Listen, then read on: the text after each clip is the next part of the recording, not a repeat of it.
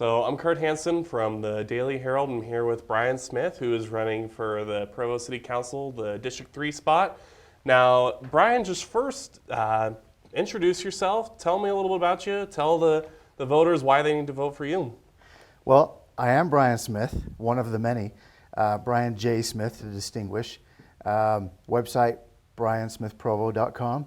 I'm running because I can. I'm running because I want to be involved. I should be involved. It's what's right. It's what I should be doing. The West Side is poised for growth. It's going to explode. I live on the West Side, and that voice is vitally needed on the council right now. So, number one, that's why. A dozen other reasons that we could be here a half hour for, but I don't want to take up that much time. So, Awesome. Now, the first thing that I want to address, I got a few questions here for you. I want to address the unique demographics of Provo. The average age right now is right around 23, 24, and a lot of that results from young professionals, students, etc. In your district specifically, there are a lot of students just right there in the Joaquin neighborhood and surrounding the university. What would you like to do to help the student population become more familiar with their city government and what the city council is doing for them? well, I'm good friends with Steve Sandberg. He's the neighborhood chair for BYU neighborhood, or the BYU neighborhood as it's constituted. And I look forward to working with him very closely.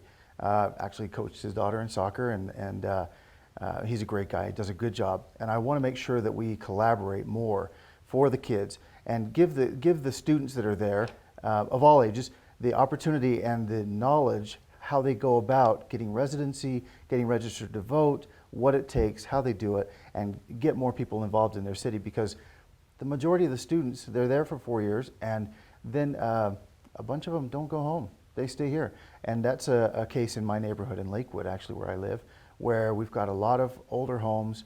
They're small homes. They're great starter homes. It's what I bought when I graduated from BYU, and I'm still there. I'm blooming where I was planted. So I want to see more people do that. I just want to have more people at BYU understand the process to go through to get that and how easy it is to do. And I think we'd see a groundswell of people getting involved. Awesome.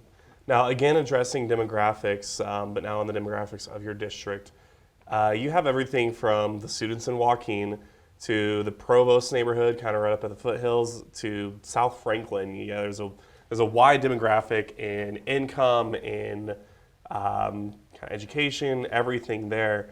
Do you see this as a hindrance or as sort of a helping hand in meeting the needs of those in your district? You know what? It's that's an interesting question. I don't think it's a hindrance. I think where you've got older, established, long-time owner occupancy and that kind of thing, such as exists on the east side, up into the tree streets and then into Indian Hills and the whole northeast, and of course Grandview. You've got those older, established, heavily owner-occupied areas.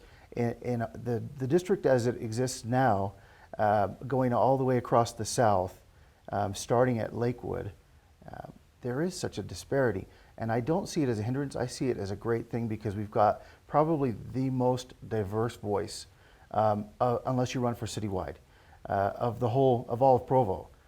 Like I said, we've got newlyweds buying homes, starter homes in my neighborhood in Lakewood. You've got older established folks that have been there since the freeway was put in, and they tell the story about everything was orchards back when I was a kid. That's always the story you hear. And then it goes all over to the established, older owner-occupied on the east side. I love the diversity, and I think it's a great thing for Provo, and I think it's a great thing for somebody that lives in that diversity, with the broad scope of newlywed, middle families, and then older established people, to have that voice on the council. That's important. So what do you think is the greatest asset that your district brings to the city? Actually, going back to it, that's a great merge right into it. Having that diversity of residents is a great thing for the city, because you've got farmers on the southwest side. You've got the millennials that are moving in and keeping homes after they graduate.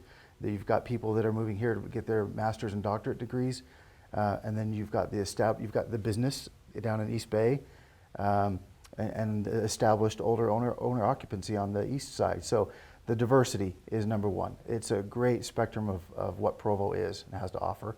And I think that I'm the person to echo that voice. Awesome. Now, in your campaign, you've noted that you want to see the East Bay area kind of become a focus point for the city. Tell me about your plans for this to happen. Yeah, absolutely. On my website, I think I point out that the downtown central business district has had their turn. Not saying that there are turns, there are focus points. Absolutely, Riverwoods and that kind of thing. And now it's time for East Bay to step up and get some good love from the city. And what that means is I'm going to work hard with the Office of Economic Development to make sure that we're doing the studies of our demographics of who we have in Provo and what their needs are, what their spending power is, their age groups and that kind of thing. And then trying to track the right kind of retail and business here to support them. Businesses that can come in and stay and be strong for a long time and not kind of ebb and flow with their corporate ebbs and flows, but stay here because the populace is so strong because of the research. So working hand in hand with the administration, Office of Economic Development, I'm very excited for that. Awesome. Overall, why should you be the city councilman in your district? Just to wrap up. Well, as I said, the west side is poised for growth, enormous expansion. When I was just recently on the Planning Commission, there were over 1,500 homes approved just in the south and west of Provo. And that's 2 new entire neighborhoods. We've got to figure out how we merge those in and get those working strongly with the neighborhoods they're going to become part of. Stopping the urban sprawl, turning things into and making zoning work for us so that we get more complete neighborhoods, complete streets. Like I've said in other debates, I want to be able to hop on my bike, ride 3 blocks to a corner store, grab whatever I need and head back. Rather than get in my car, get on the roads, waste the gas, waste my time driving out to big boxes and that kind of thing. Not that I'm against those, but I think that there's a place for everything. And we need a little bit better diversity in our neighborhoods as far as those options go. Live, recreate, work, all those things in a small area. That's a true neighborhood, complete neighborhoods, and I'm all for that. That's what I want to work toward. Awesome. Is there anything else that you'd like to add? I'd ask for your vote on November 3rd. That's it. We'll go forward and make Provo stronger. Awesome. Well, thank you, Brian. Thank you. Thanks for Appreciate it. chatting.